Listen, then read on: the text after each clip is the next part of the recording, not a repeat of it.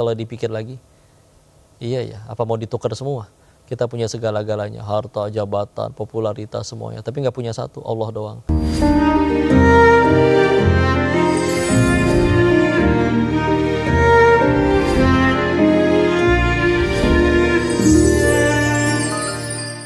Apa yang didapetin dari selama di pondok pesantren kok?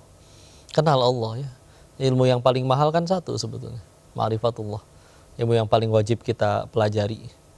Karena kalau kenal Allah, ngikut syariat mau dijalanin. Takut sama rezeki, kita masih hidup juga gara-gara Allah jamin rezekinya. Kita semua dilarang mati sebelum rezeki yang Allah janjiin harus kita terima waktu di alam rahim. Belum diterima semua, nggak boleh mati demi Allah. Kalau ada satu-satunya yang bakal ngejar kita selain ajal dan pasti ketemu, itu pasti rezeki. Jadi tenang. Akhirnya juga nggak berani nyolong, nggak berani ngambil yang bukan haknya, nggak berani dusta, nggak berani zolim. Efek sampingnya apa? Orang udah jadi bener kayak begitu, lempeng, lurus, nggak berani ngambil yang bukan haknya, nggak berani zolim.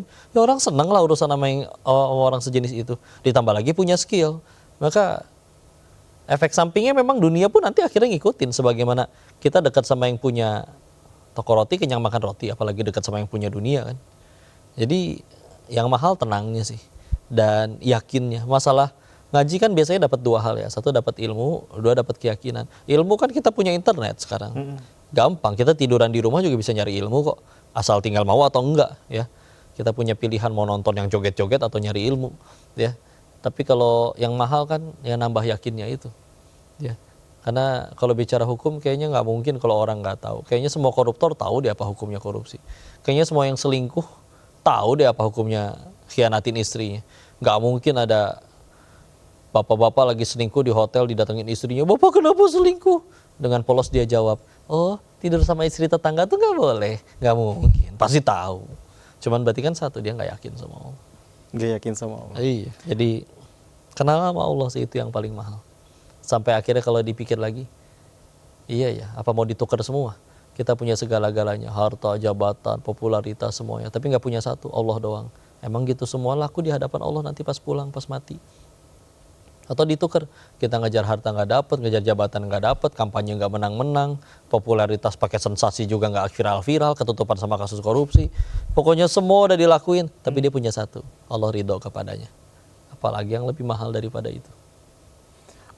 Momen untuk ngenalin Allah tadi yang menariknya di situ Ko Denis. Sampai akhirnya ngenalin Allah, prosesnya sampai ke pondok pesantren dari Agim seperti itu. Itu pada saat itu kan meninggalkan ke apa ya, bisa dibilang banyaknya uang. Itu masih tetap tenang kondisinya atau justru masih kayak belum rela untuk melepaskan, atau momen titik tenangnya itu di mana sih kok? Kalau ngikutin ayatnya mah kata Allahnya kan surat 29 ya, Al-Ankabut ayat kedua, ahsiban nasu ayyutraku ayyakulu amanna wa hum la yuftanun. Sederhananya, kamu jangan sok-sokan ngaku beriman deh kalau nggak akan diuji ya. Jadi ya jujur saya pulang bawa duit haramnya banyak. Kalau kadang suka ditanyakan, mau duit haramnya udah dikembaliin belum atau udah? Ya mungkin kata Allahnya gini, katanya mau tobat, masa sisa uang haramnya nggak dibuang? Ya Allah nggak sanggup ya Allah, kan ngumpulinnya lama. Jadi mungkin kata Allahnya, tenang, akan kukirimkan bala bantuan. Jadi saya banyak ditolong orang.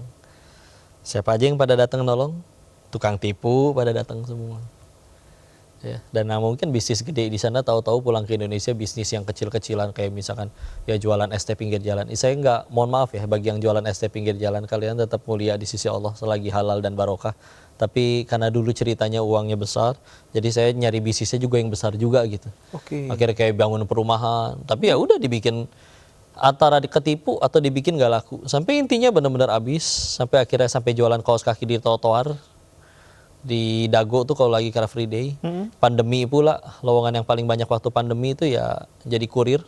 Akhirnya ngelamar kerja di ekspedisi jadi kurir, naik motor nganter-nganterin paket, panas-panasan kehujanan, tahu sendiri Bogor kota hujan ya. Dan kalau kurir tuh jadi empati sih. Kurir itu kalau hujan, jas hujannya cuma satu, tapi mendingan buat barang daripada buat badannya.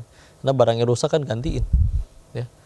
Ya sampai ngambek habis-habisan buat apa, mendingan balik lagi ke Thailand. Cuman ya pelajarannya itu. Iya ya, akhirnya nyampe di satu titik bahwa iya ya ini kan pertolongan. Sisa duit haramnya jadi nggak ada yang kemakan.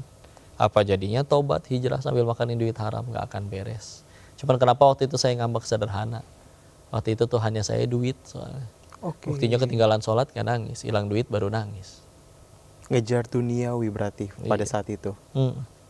Gituan doang padahal receh. Itu nyadarnya lama nggak sih kok sampai akhirnya nyadar kayak gitu tuh? Iya, fase pembersihan harta ya, 3-6 tahunan sampai akhirnya dan di fase pembersihan itu tuh kayak ngapain aja udah sehati-hati apapun tetap kalau nggak rugi, kalau nggak bangkrut, digocek orang, Oh, ketipu orang. Sampai nanti akhirnya ada titik di mana jualan apapun nggak rugi, urusan sama apapun nggak pernah rugi, ketemu orang juga meskipun asal, meskipun nggak sengaja, tapi nggak ada yang nipu, pada jujur semua.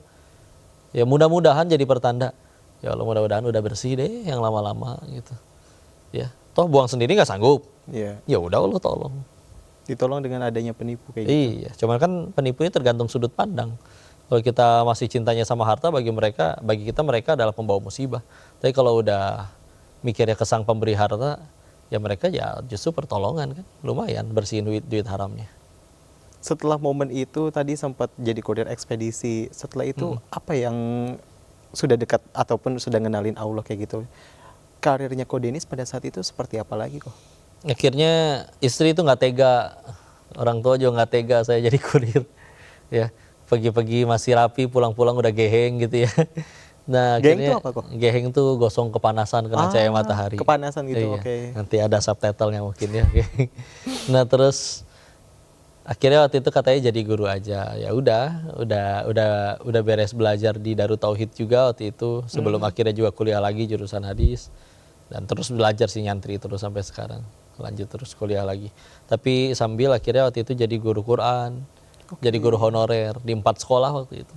Pindah-pindah, kejar-kejar ngajar Quran. Terus prosesnya ya tahu-tahu ada yang ngajakin bikin medsos, bikin TikTok katanya. Ah, saya kan nggak bisa joget, siapa yang nyuruh kamu joget? Nah, di TikTok ada yang ngajak maksiat, harus ada yang ngajak taat juga. Ya udahlah, sekedar bikin gitu ya, bikin video pendek, atau dia kan bisa siaran langsung tuh. Iya. Jadi kalau misalnya udah siaran langsung tuh, saya taruh aja di meja kalau lagi ngajar Quran atau kalau lagi terima setoran hafalan santri-santri. Ya rame memang, orang heran kali ya, ningkong kok tapi kok nggak jualan handphone sih? Ya malah terima setoran hafalan, ya udah. Jadi beres-beres live tuh bisa nambah follower 4.000, 7.000, 8.000. Masya Allah. Tahu-tahu rame, tahu-tahu terendus televisi, akhirnya masuk acara televisi, akhirnya podcast, sekian banyak podcast itu semua. Sampai Pak Haji Roma Irama aja bikin podcastnya. Jadi ya terus saja sekarang. Efek sampingnya yang ngajak ngaji tambah banyak. Masya Allah. Meskipun sama kita jawab, ngundang Ko Denis gimana? Gratis. Mereka mau ngasih urusan mereka. Yang penting saya nggak akan pernah minta apapun. Dia udah kajian. Kok udah tahu dulunya banyak dosa, kok sekarang sosokan ngaji ngajarin orang? Ya namanya santri banyak dosa, mati bakal ke surga pengen. Ada yang ngajakin ngaji, masa nggak mau? Nggak tahu diri namanya. Kalau salah ngomong gimana? Ya di situ banyak kiai, banyak ulama, banyak ustadz. Kalau salah nanti dibenerin. Kalau saya nyamperin sesuatu salah terus dibenerin kitanya ngambek, berarti apa niat kamu dakwah? Ya udah mangga. Terus kita nyampein aja, nggak pernah disuruh ngubah orang. Efek sampingnya tahu-tahu ada orang punya produk, mungkin punya brand, nih kok tolong pakai, nanti dikasih uang segini. Minta enggak, ini enggak, tahu-tahu ya udah, tahu-tahu punya rezeki. Dipakai buat apa sih? Kalau pengen kaya-kayaan mah mendingan balik lagi ke Thailand. Nyari duitnya lebih gampang di sana. Tapi ya udah, di sana udah beres kuliah kehidupan, udah pernah nyobain kaya, gitu-gitu aja, sama aja.